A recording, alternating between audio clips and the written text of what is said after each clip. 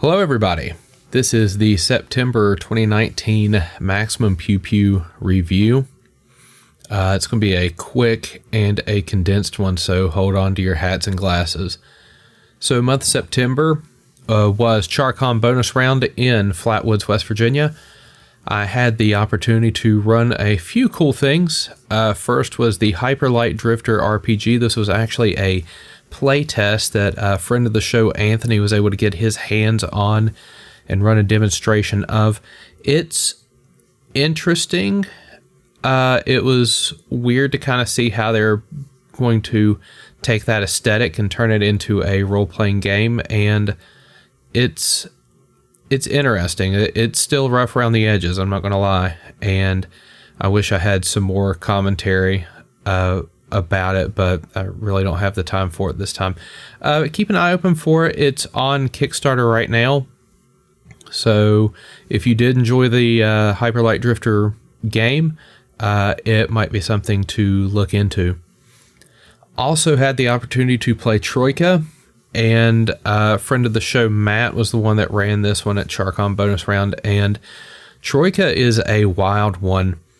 It is not for the faint of heart, and I don't mean that for shock value or anything. It's really deconstructs role-playing games a bit, so you really have to have some experience with role-playing games. This would not be an RPG I'd recommend to someone who is new to the genre, but someone who is experienced, I believe, would get a lot of value out of what Daniel Sell is doing with Troika. So highly recommend it, and on occasion you can actually catch it for free. Daniel Sell will just put it out there for free in the wild, so keep your eyes open for it.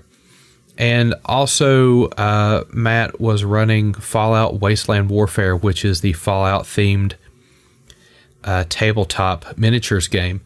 And as you may know, Fallout 76 takes place in West Virginia, and some of the scenarios actually take place in the area that is considered Flatwoods. The Flatwoods monster has been popularized in some cryptid media as well as in Japan media of all places, but there's some mysteries there in that area, and we've certainly taken advantage of them, especially with the release of Fallout 76.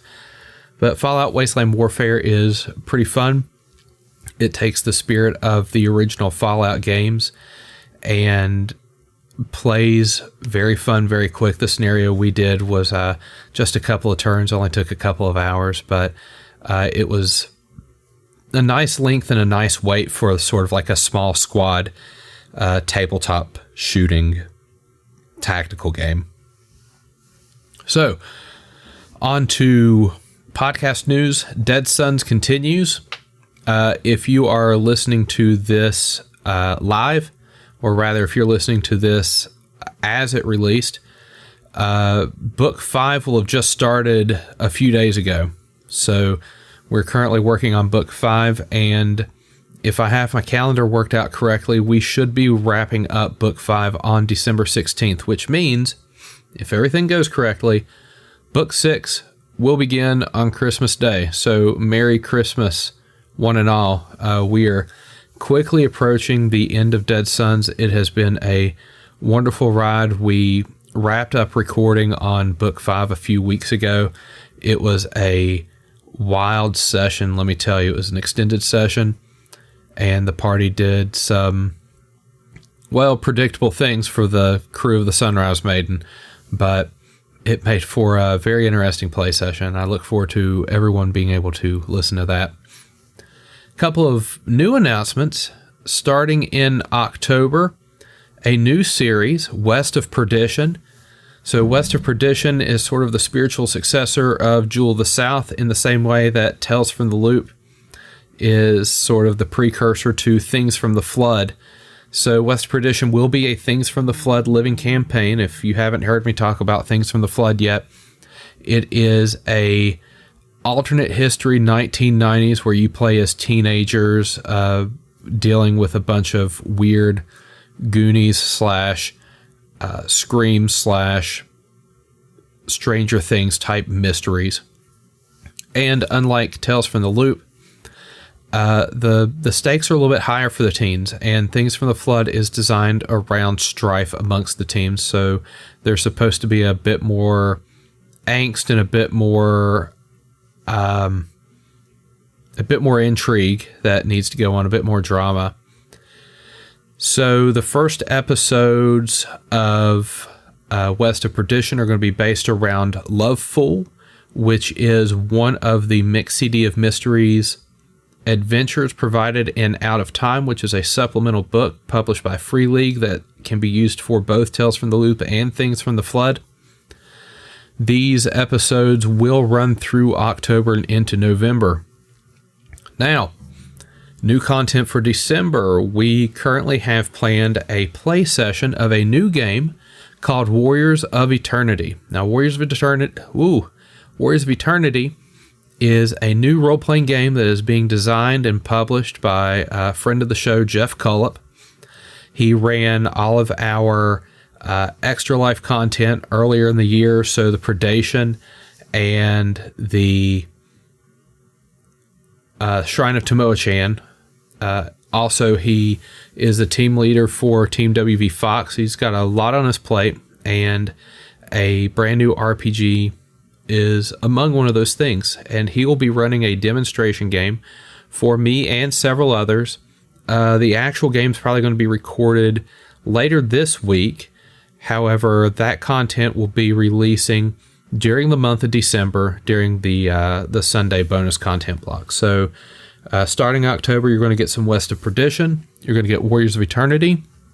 And then, if everything goes correctly, we will be airing content that we filmed during the Team WV Fox event in 2019. So we got about 16 episodes of usable material from the actual marathon.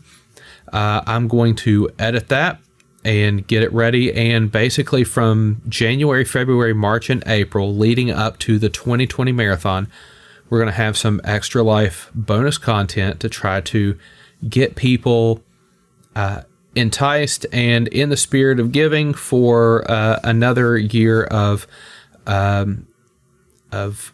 Extra Life charitable efforts. So the 16 episodes are going to stretch across 4 games that we ran during the event. There is One Night Only, which was a Starfinder one-shot that I created. There is Last Gasp, which is a adventure written for 5th edition that Jeff Cullop ran. There is The Secrets of Cats, which was a adventure written for Fate Accelerated, if memory serves me correctly, and Matt was the one that ran that session. And then last is Head, Heart, Hands, Hell, the Things from the Flood adventure that I wrote for the marathon. So that's a lot of bonus content, and that stretches about 7 months. So I think that's good for now. We'll see. So Starfinder releases coming up this month. Well, last month we got Dawn of Flame Book 6, which was also packaged with Attack of the Swarm Book 1 when I got those in the mail. Earlier this week I got Attack of the Swarm Book 2 in the mail, and then next month we're getting the Starfinder Operations Manual, which will introduce 3 new classes to Starfinder: the Vanguard, the Biohacker, and the Witch Warper, which will add a variety of new options to the game. We've been at 7 classes for, going on 2 years now. So we've got that new material coming. So thank you all very much for sticking around listening. We've had some really good months recently, and we have you to thank for that. So thank you for sticking around listening. I hope you're enjoying the content, and we will have another one of these chats, hopefully a little bit longer than what I was able to manage this time, in October. Take care.